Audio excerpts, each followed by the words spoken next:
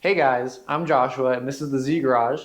And if you saw last week's update, you know that we're working on the Z in my new garage area. It's not super new to me, but we're going to be putting on some rubberized undercoating this week onto the frame rails and the fender aprons, just to give it a little bit better protection, just from rust and water and everything. So it should be a pretty quick and simple task to do, but we're going to see. Everything's going to be a little bit of a process with this one. So I'm looking forward to it. We're going to go ahead and jack the front of the car up, put on jack stands, and then drop the front subframe, just because it's kind of getting underneath the frame rail where we want to go ahead and paint.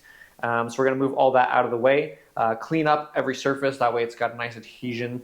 And then we're going to go ahead and work on the outside of the fender skirts second. I've got some new seam sealer. We're going to go ahead and clean up the rust spots, seal over any places that need to be sealed. And then put the same undercoating on that as well. And hopefully when we're done, it looks really, really good. So I'm gonna go ahead and jack this up and start removing the suspension. All right, guys, so I have the car jacked up. You can see I use my new Harbor Freight Daytona jack under there. Works really nice. I kind of wish I'd gotten the next size up though, because this one doesn't go quite as high as I would like. But what can you do? I've got jack stands back there. You're not really supposed to lift it from those points. I think it's fine because I don't have a lot of like the engine and transmission in, so it's a couple 100 pounds less.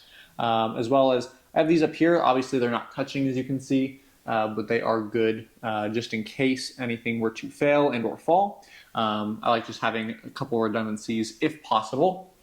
So we're gonna go ahead and undo the struts up here. These bars that run forward, the tension rods, those brackets go up. They also hold the sway bar in, so I'll take the sway bar off at the same time. And then the shaft for the steering, and then the two bolts that go down on either side of the frame rail right here for the actual subframe, and that should allow us to drop the entire thing down. I put my dollies underneath the wheels here, so hopefully we can just easily roll this out once we're done. That is the plan. We'll see if that actually happens. And then I also remembered that this is a turbo subframe. The turbo subframes have this engine mount pushed forward versus the NAs have it pushed backwards. And I'm going to swap this out while we have this down and out. I'm going to swap it out with an NA. And the reason for that is because I want to relocate the AC down here, and that's going to get in the way. So fingers crossed, that's going to go easy. I'm going to go ahead and drop this, and then we'll get to the next part. Alright guys, so as you can see, this is the front suspension right here. We got it all out in one pretty good go. I did have to remove the tires because they were just a little bit too tall to get out of this area right here. But you can see we have some really, really nice room under here now. It really makes me want to paint this whole area really nicely with that rubberized undercoating. I have gone in before and sprayed this with rubberized undercoating. That's kind of what this looks like. So I might go ahead and clean this up with a wire wheel, and then go ahead and hit it with the roll-on undercoating as well. So next thing we're going to go ahead and do is jump into the engine bay here, clean up these wires, get them up out of the way, do something with this so that I can actually get in here and not have to worry about accidentally bonking myself on the head by knocking that out. But yeah, it's looking really, really good. Guys, just a quick note, I bought a couple of these lighting things on like Amazon and stuff. If you want to know what they are, I can go ahead and put links in the description. I'm not going to do affiliates or anything because that's, you know, annoying and I'm not here to make money. But these two lights are really cool. I think they were like 20 bucks or something, and they actually link together to make one really big light bar, or of course they're individual lights. They have a high, a low, and then a flashing red for pretty much no apparent reason. But they're magnetic and they have hooks on them, and they work, well, on a flat surface, they work pretty dang well, and you can angle the actual strip. So I like it a lot. If you guys have any questions about any of these lightings or anything that I've bought, or any of the tools that I'm using, always feel free to go ahead and drop a comment and I will let you know where I got them from. Not sponsored by any of this. It is just things that I've found that are helpful for me. So I'm going to go ahead, jump into this wiring here, see if I can pull up out of the way, and let's move on to some painting. Alright guys, I got everything pulled away from the frame rails here. I cleaned them up. I just used a rag and some water to go ahead and clean them. And then I was looking at the video where I got this inspiration from, which was, if you watched the last video, I mentioned him, Tristan Kim. He has a TikTok account where he has I believe it's an S13, that he is doing a full restoration on, and it looks really, really good. And he did the same process, and he scuffed everything up for a really good adhesion. And he also did his, same fender well liner, everything like me. So I think I'm gonna go ahead and do that next. I'm gonna go ahead and get a wire wheel and start wire wheeling all this area down here. Anywhere that I wanna go ahead and put anything on, I'm gonna go ahead and wire wheel it. I do wanna do this section right here. So I think I'm gonna go ahead and I'm gonna wire wheel this, I'm gonna go ahead and wire wheel this seam right here. I'm gonna go ahead and put some new seam sealer on it, make sure this is all patched up really nicely, and then we'll go ahead and coat over that afterwards. So I gotta go and pick up a drill and a wire wheel, and then we'll go ahead and jump back into cleaning all of this up. All right, guys, well, it's been a few days, so I don't exactly remember where I left off. I think we were gonna go ahead and start wire wheeling this, which is what I've done. So let me go ahead and throw up a before picture real quick of these wells, just in case you don't remember what they look like, but I think I've shown them pretty recently. Anyways, you can see all the black. It's all the original rubberized undercoating that I had put on there. And now look at how they are. You can see they are much cleaner. There is original undercoating in this area right here. Actually, I think most of this has, you can kind of see the ribble, like it's not a smooth metal surface. It's got some sort of undercoating on it. I think we're going to be fine to paint over that. I'm definitely going to go ahead and hit this all over again because I would like to remove as much excess as possible because it's going to give us a better bond.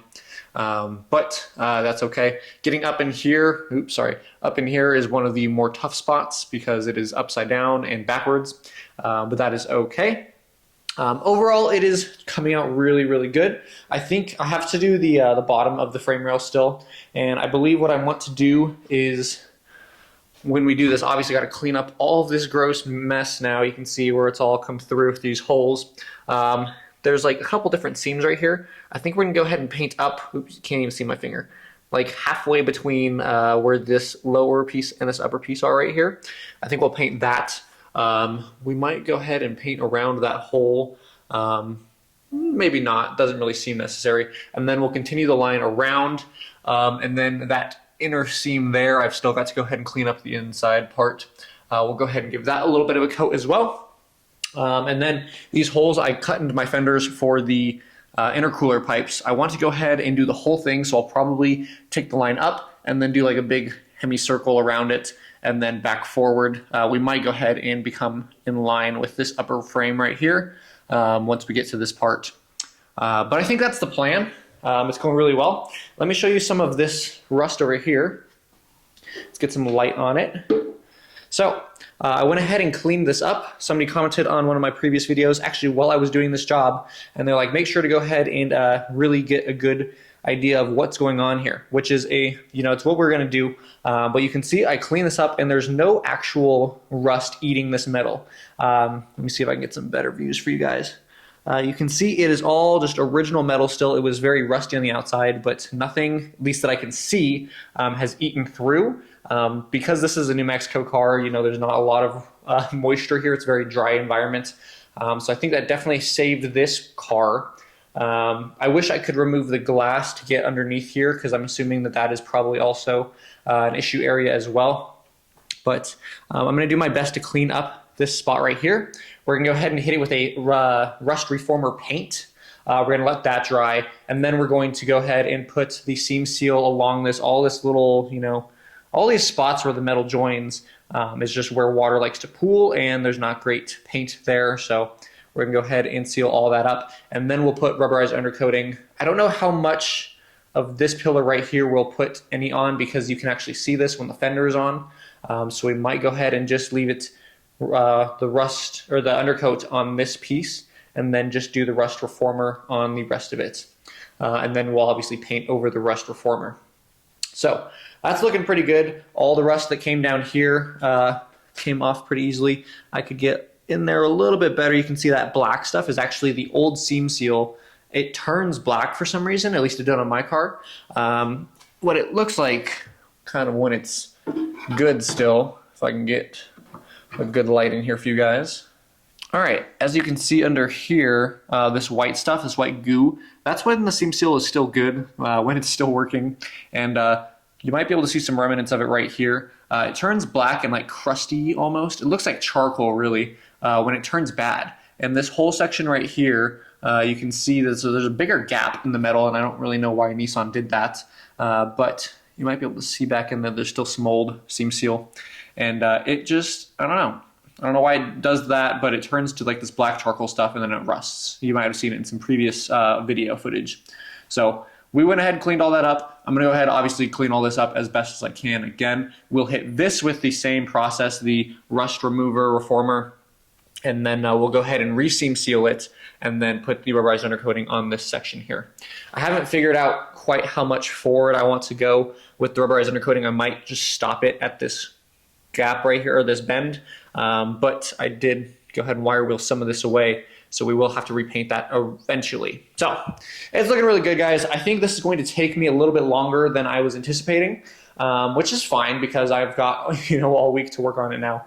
But I think I'm going to go ahead and end this video here. That's going to go ahead and allow me to do next video. We're going to finish up painting. I'm going to go ahead and finish the wire wheeling off camera.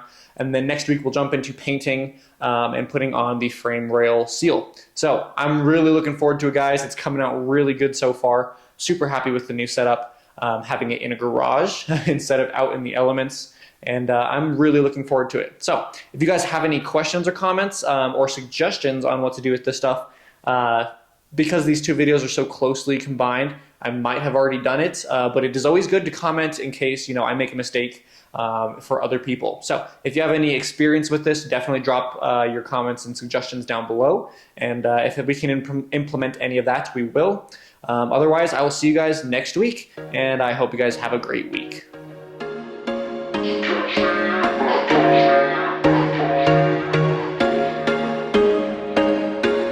There was once a day that I would pray for you. I'd go and misbehave just so you'd notice too. Sneaking looks up and down from across the room. And damn, what a hell of a view. I feel good, you look great.